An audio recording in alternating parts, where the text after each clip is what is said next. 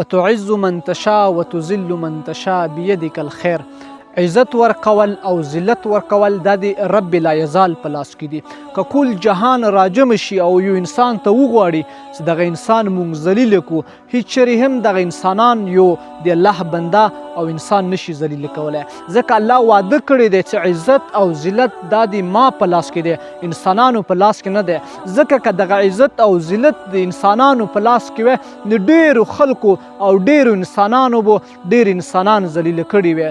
ځکه په انسانانو کې فطرتي خوی داسې پیدا شوی دی چې هغه د یو بل انسان عزت نشي برداشت کولی. نو ته بې پروا اوسېږه، په ډاډ وګرځه، ځکه که الله عزت درکړی وي د چا پروا هم مه لره. خپل رب ته سر په سجود اوسه، هر وخت د الله تعالی استغفار کوه، ټوله دنیا دې ګرځي، خپل کار به کوي، څوک هم تا ته ذلت نشي درکولی، حتی در دې د تا یو